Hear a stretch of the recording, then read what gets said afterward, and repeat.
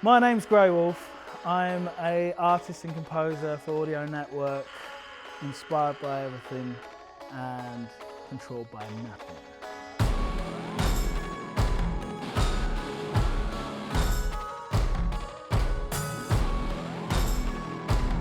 Growing up in Gloucester, there wasn't that many black families in the area that I lived in, and at my school there was probably one of like 5 in the entire school. That time, garage, hip hop, that was the kind of popular music within the sort of black community. I've always kind of mainly been into rock, so I kind of stood out from that out. After being in a few rock bands, hardcore rock bands, kind of just did my own thing really. Wanted to focus and kind of build sound which didn't have to rely on having other band members. Found myself sort of delving more into production, self-produced stuff, but inspired by that sort of rock sound that I kind of grew up making and listening to. When I first moved to London, I was trying to get the whole rock band thing going, and it just wasn't happening. I was like playing in these pubs and bars and stuff and trying to sell tickets. It was like this turning point with Instagram, with, you know, where people wanted to go, and it wasn't really cool to go and watch a live band in a pub like it used to be when I was younger. You had to make it an experience, so it was like me, my manager, a few friends, we got together, we started putting on our own nights. We were doing it in cool locations like rooftop parties. We put on our own sort of fashion show.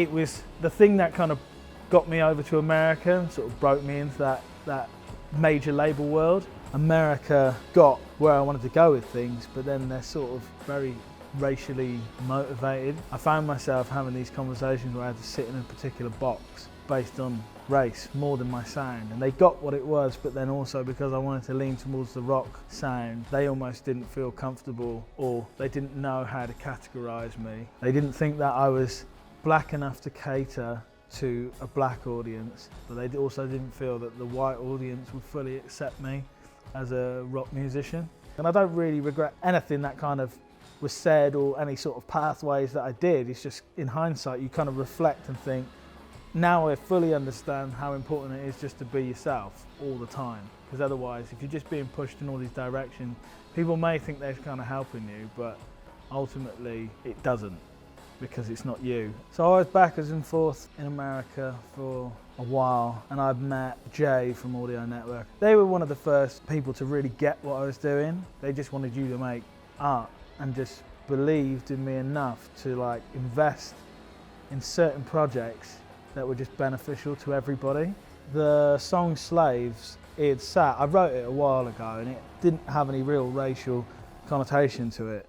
When I wrote it, it was more the fact that I was working in various different jobs in construction, and just people just weren't very nice. And I think that's what makes it relatable, because it's about being treated as a subhuman, and every now and again people just forget to be nice to one another, and that's what that whole message was.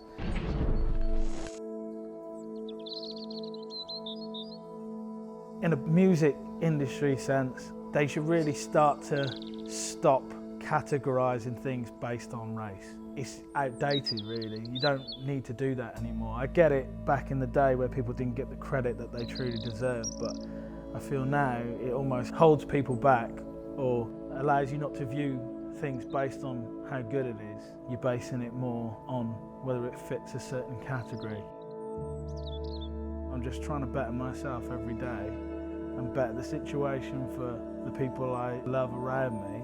And ultimately, my life has gone from being this thing of where I was bitter about not being where I needed to be, to I'm genuinely happy. Not every day, but most days.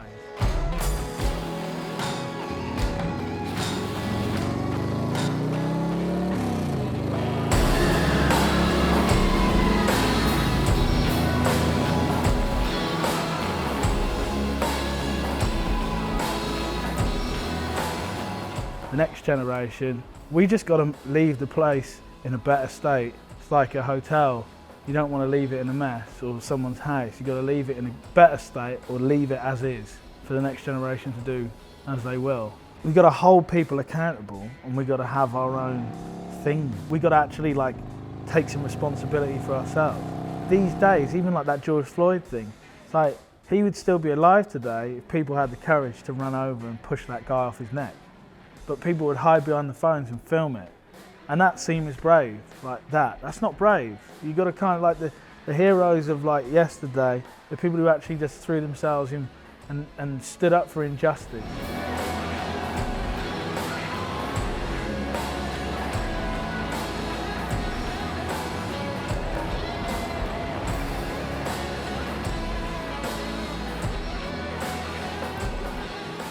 Greighwolfe is still like attached to music, but that's not who I am.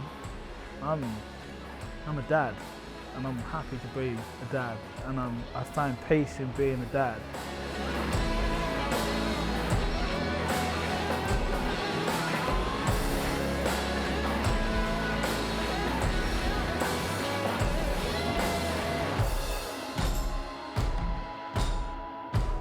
That's what's next for Greighwolfe, is raising my daughter the best that I can, and then giving her a really nice life. And if I can help anybody else along the way, that's what I'm doing.